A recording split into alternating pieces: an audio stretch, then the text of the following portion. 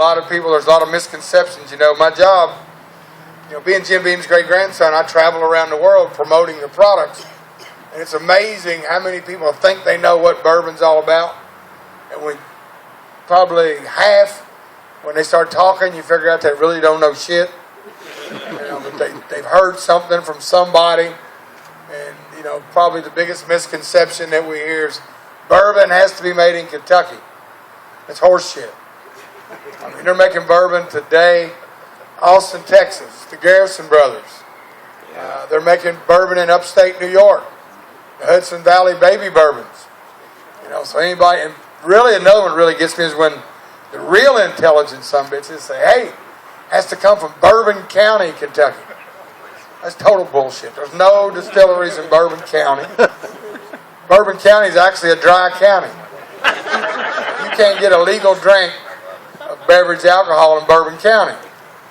And I guarantee you can get it. That's why I made sure to put legal in front of getting a drink.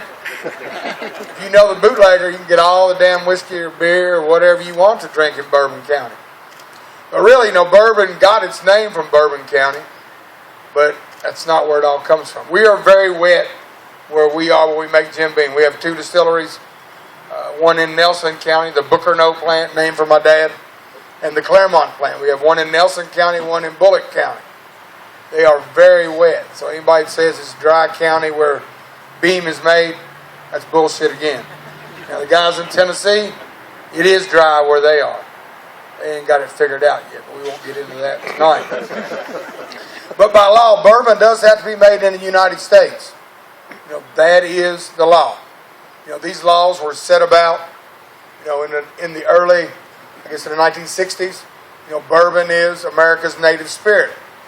By law, bourbon has to be made of at least 51% corn in the mash bill. Corn has to be the majority grain. Now at Beam, we back up the corn with rye and malted barley. Once you do 51% corn, you can back it up any way you want to. We've made some experimental bourbons with rice. We've done some stuff with wheat, like our friends at Maker's Mark. We've done some stuff with oats. We've done a lot of stuff. We won't talk about all of it because I see my good friend Bart, who I just met, who runs a little distillery in this barn. If I give him too much information, I'll be having to compete against him down the road. But, no, I did check out the little distillery. It's really cool. Thanks for the tour. You come to Kentucky, I'll show you around Harbor. I'll give you a few more secrets, brother. I gave him some. It's funny, my dad at the Edgefield property years ago helped them make a barrel of rye whiskey. But I think they sampled it out till hell it never got to age too much. But that was okay. But yeah, every time I came out after Dad quit traveling, U-boat would take a little sample back to your dad. That was back when you could travel with liquor on planes. And I'd take it back. He said, how much left in that barrel? I said, well, I don't believe there's as much as, I know there's not as much as the last time because they drew out samples and we all took a drink. He said, God damn, there ain't going to be nothing left when it comes time to drink it. But getting back to what makes bourbon a bourbon, we have to use a new barrel every time we age the bourbon.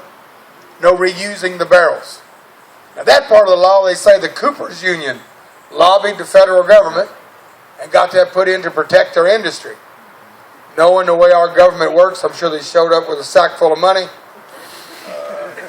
probably a case or two of good whiskey, and maybe a frisky woman or two, whatever it took to get the job done. They wouldn't do that shit today in D.C., but we won't go get into that either. We ain't talking about politics, religion, or any of that shit.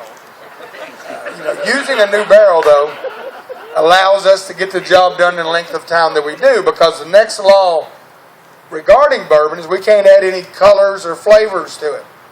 It has to come naturally from aging in that charred white oak barrel. That's what makes us different from the black labeled product that's made down in Tennessee. I'm not going to mention the name for fear lightning might strike me here today. Our booker might strike me down. Hopefully, I'm sure he's up there looking down saying, that goddamn boy. But anyway, we won't get into all that because I'm sure he's there with us in spirit. I saw all those pigs flared up. I didn't burn the hair off my arm like he did here many years ago.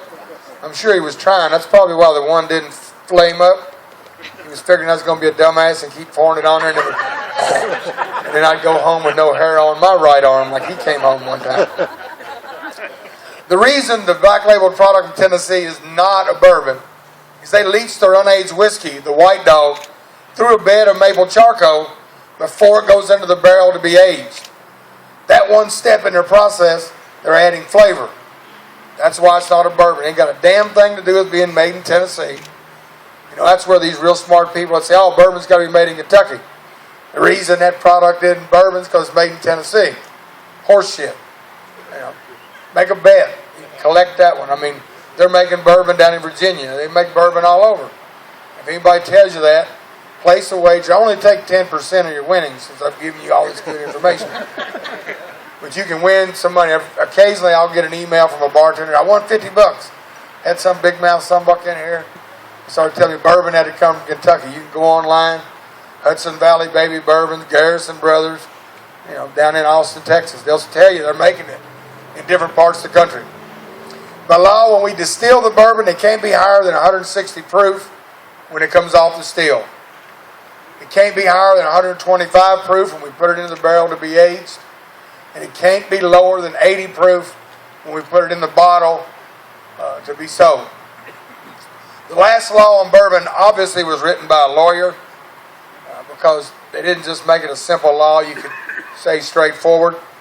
Because, you know, it said bourbon must be aged in a new charred oak container for a period of time. That's pretty open-minded there. Then they say, well, if you call your bourbon straight bourbon whiskey, it must be aged for at least 2 years. And if you're going to call it Kentucky straight bourbon whiskey, it's got to be aged in the state of Kentucky for at least 2 years. They could have just said bourbon's got to be aged for at least 2 years. No, they couldn't. They had to have all these other little definitions. That's why there had to be a damn lawyer involved to make it a little more complicated for us dumb old distillers. You know, we just, dumb old boys back home in Kentucky make a little bourbon.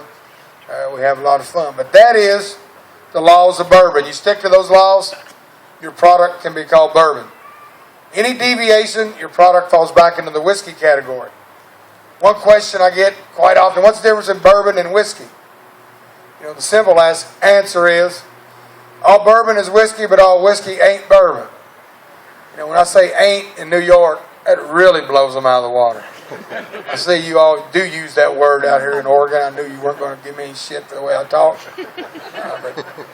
But no, really, you think about it, whiskey's the big category. We are a type of whiskey. There's Scotch whiskey, Canadian whiskey, blended whiskey, Tennessee whiskey. You know, bourbon whiskey, you follow all the rules that I told you. You fall into that bourbon whiskey category. You know, other things you do, if you do blended whiskey where you put in grain neutral spirits, add colors, add flavors, that's a blended whiskey. The guys in Canada, they got rules where they make theirs, it's Canadian whiskey. The guys in Scotland, they got rules over there. Falls into Scotch whiskey. You know, we are a type of whiskey. So, you know, I know a lot of that comes from, you know, then another question that comes up very often is, what's the difference in sour mash and bourbon? None. Sour mash is a process developed by Dr. Crow.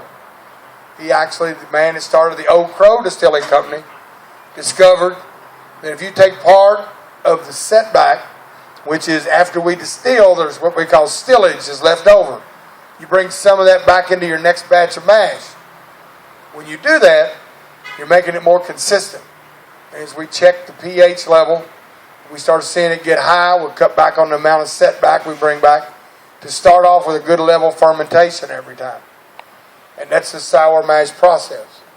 A lot of people think sour mash only comes from Tennessee because it's on the label. Everything we make at Jim Beam, we use the sour mash process. You know, I've had people say, I can't drink Beam, I only drink sour mash. I said, you got to come up with a better damn excuse than that. We do. We don't put it in huge letters on the label, but it's all we use that sour mash process. That's the laws of bourbon.